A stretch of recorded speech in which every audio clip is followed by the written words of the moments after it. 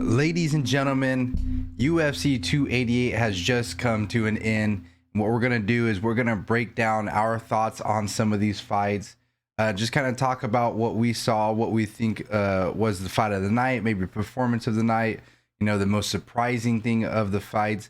And then we're going to break down or look at some of the, you know, maybe the latest tweets and things of the UFC fight card. But overall, I thought it was a great fight card.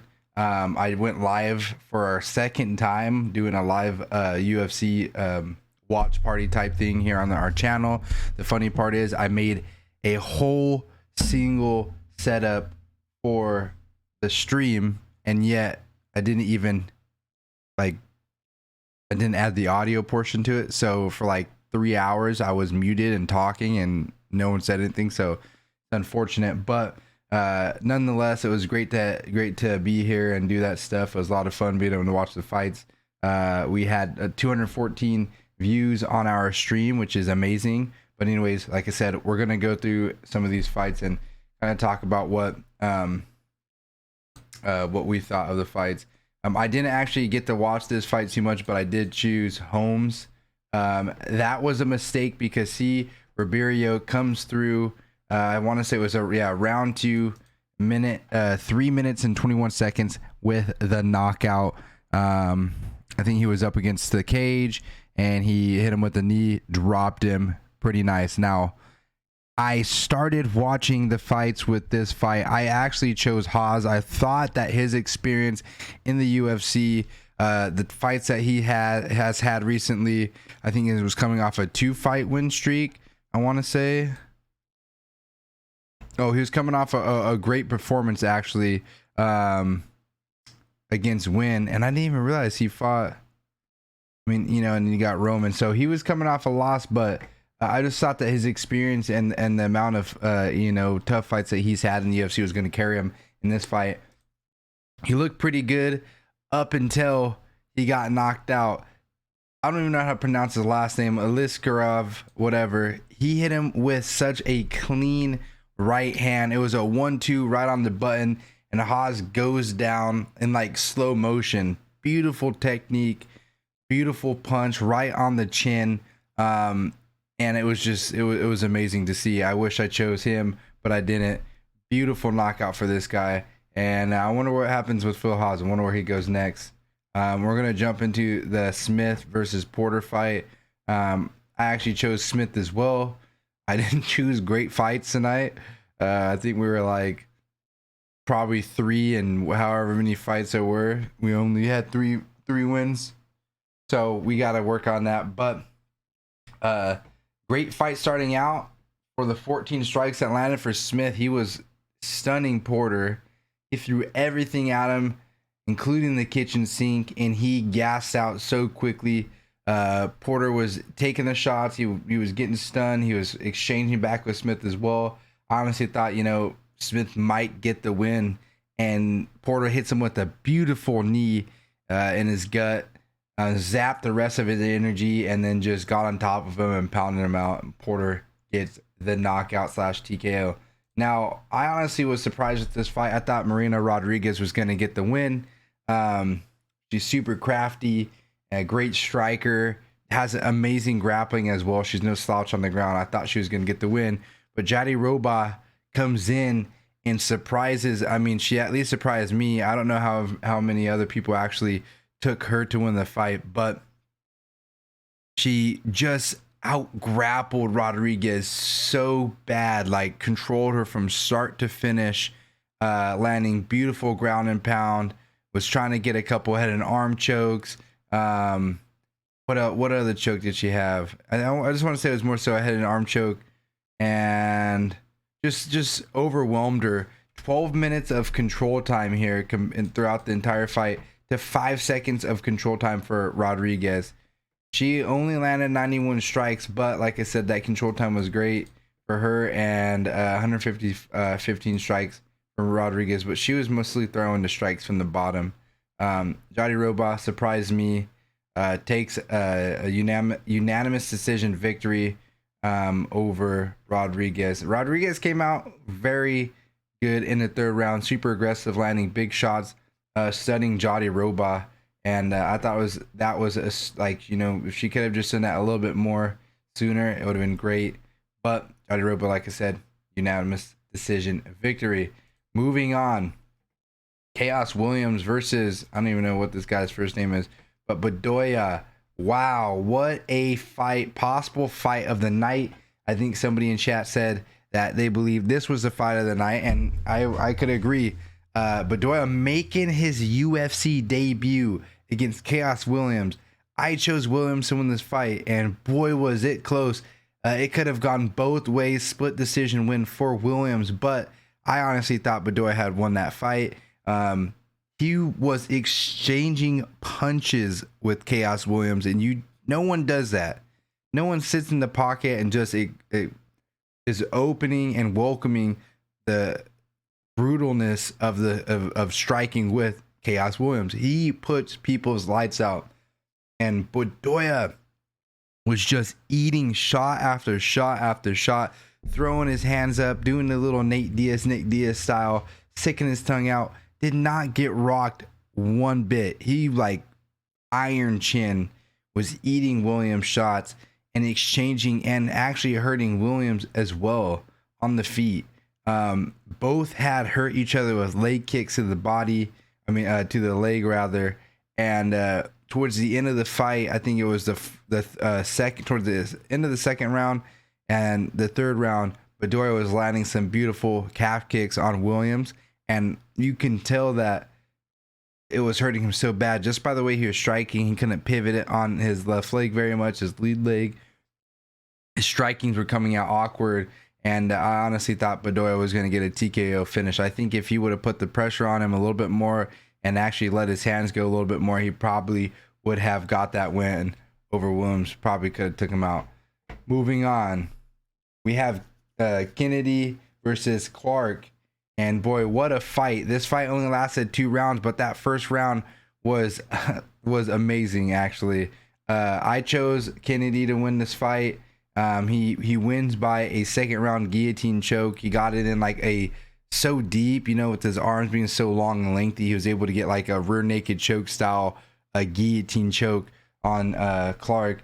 But wow, Clark hits him with a bomb of a right hand, stuns Kennedy. He's moving back. He's hurt. He's wobbled. Clark's going for the finishing, unloading everything he has on him while he was covered up against the cage.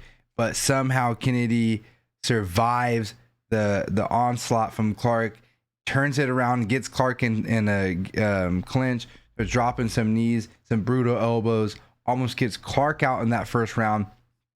Then they go to the second round, and that's when Kennedy knew, that was his path to victory. I'm going to go to the clinch. I'm going to drop those knees on him.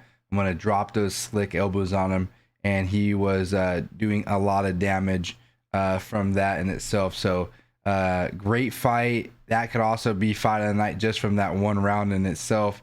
But Kennedy gets the win by guillotine choke. Moving on to the next, Dober versus the steamroller Frevola. And wow, what a fight this was. This was actually a pretty good fight too. Dober was looking really good in the start of the fight, landing good strikes, good body shots, good kicks. He was looking really good. Left to the body mainly. Had a good couple left to the straights to Frevola's face as well, head strikes. And then one thing I commented on, which was when I was muted, but I said, man, Dober is throwing that left hand and he's just leaving it out there. He's not bringing it back that close. And some of those right hands that Frevola was throwing was so close to landing. And then what do you know? Boom. It's a massive counter right off of Dober's left hand. Cracks Dober right on the chin. Cracks his chin. Dober goes down, gets a TKO finish. The steamroller comes out. And then calls out Patty the Baddie, which is a great fight. I would love to see that fight. Frevola might get that victory over him, I would say. But that'd be a good fight as well, because Dober was calling for that fight. He was saying the UFC didn't want to give it to them. Yada, yada, yada. Boom. Frevola gets the win via knockout. And then my fight of the night, the performance of the night from Kron Gracie, return after 4 years, coming in, making a performance of a lifetime against Charles Jourdain, and absolutely shit the bed. Actually, this fight was not fight of the night. Jourdain looked really good, and I don't know if it was because Gracie was looking really bad or Jourdain made Gracie look bad, but beautiful striking by Jourdain. Was able to not get any takedown or give up any takedowns from Gracie. He was sneaking in uppercuts on Gracie. Gracie's coming with that high guard. He was tapping him, touching him, and boom, shooting a heavy uppercut to get through that guard. And he looked really, really good. Gracie was able to pull guard a few times, but even then, the coaches of Jourdain, they did a great job to nullify the grappling of Gracie, keep him safe if it did go to the ground, and he put on a great performance. And I don't know what happens with Kron Gracie after this. He's 5-2, hasn't fought in 4 years. He didn't look anything near what he used to look like 4 years ago. He said that he improved a lot. He was a different fighter, but he actually looked a lot worse. He barely threw any standing strikes against Jourdain, and when he did, he landed a few shots, but he just was not letting his hands go, and he just looked nowhere near what he used to look like. So I don't know if the UFC is going to cut him. He does have a big name as far as that goes, but what do they do next with him? Do they put him with another grappler? Who knows? Because yeah, he shit the bed for that one. But Jourdain wins by unanimous decision. We won that pick. Now, this fight was a great fight. Huge fan of Lopes. Lopes making his debut on 5 days' notice against Evloev, and wow, did he put on a great performance. He had Evloev in trouble many times. Almost had him in an armbar in the first round. He did have him in an armbar in the first round. Almost tapped him out, but he was able to. Mozavar was able to get out of it, and then I think towards was it the second round? I want to say it was the second or third round. Was able to give him in a deep Kimura, almost got him. It was the third round. He almost had him in a tight Kimura. Evloev had to roll out of the Kimura, giving up mounted position for Lopes, and that's how he was able to escape. And then Lopes also got him with like 10 seconds left in a deep knee bar. Evloev's face was, grimacing. He winced because the pain. It was tight. If it was a little bit longer, he might have been able to get the win. Unfortunately, he didn't. But he looked great on the feet. Rocked Evloev in round one a few times, and his stock only goes up because he shows that he belongs in the UFC.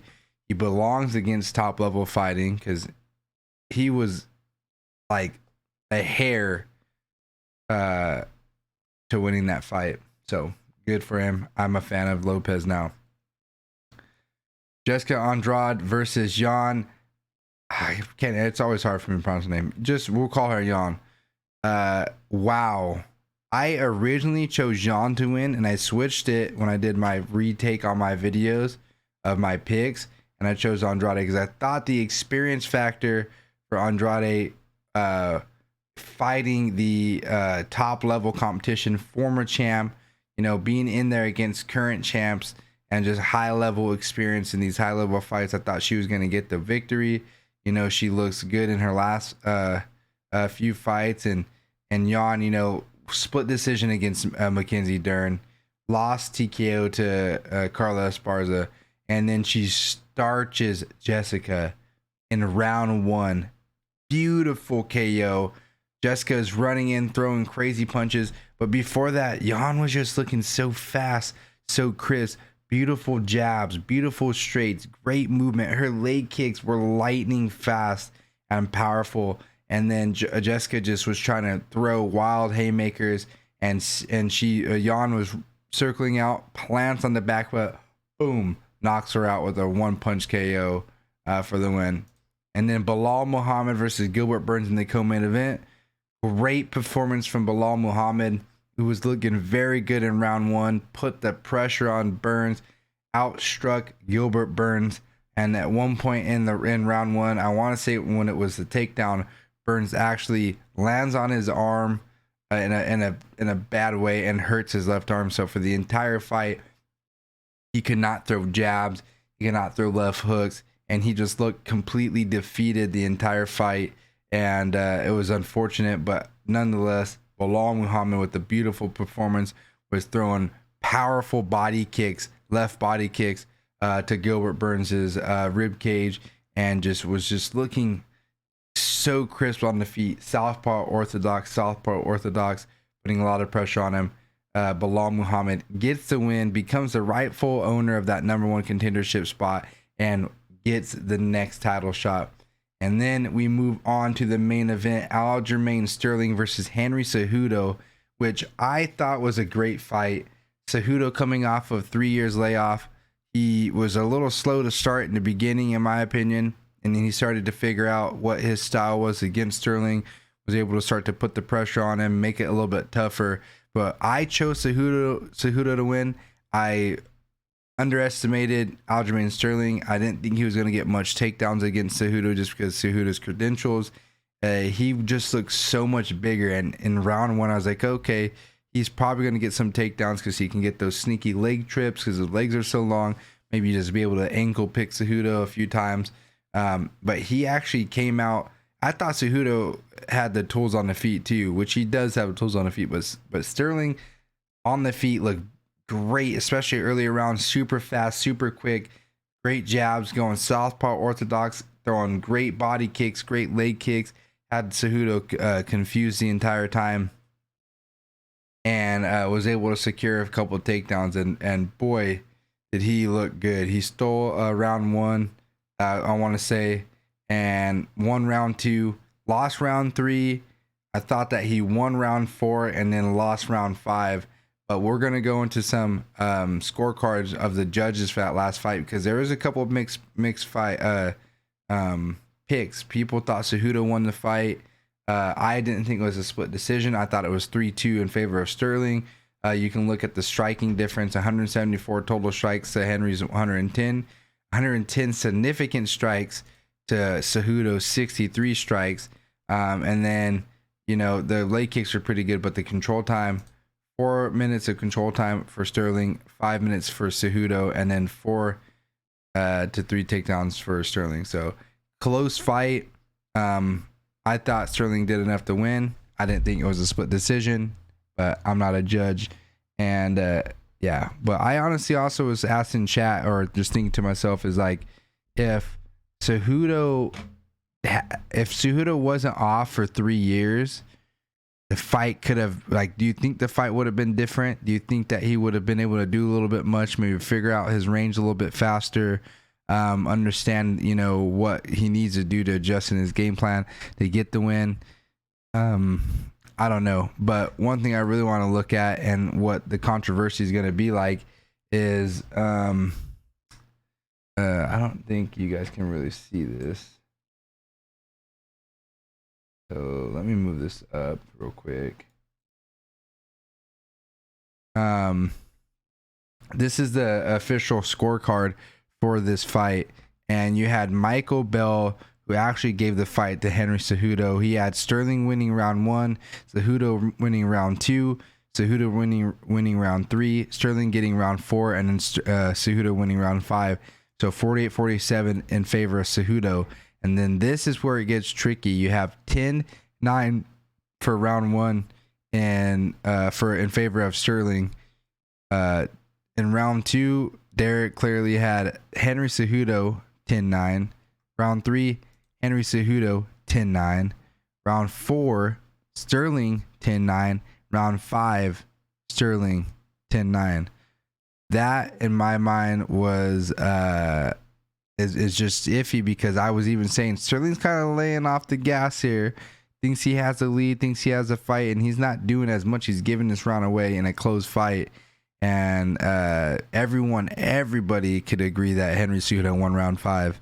But somehow, some way, Derek clearly gives it to Aljamain Sterling.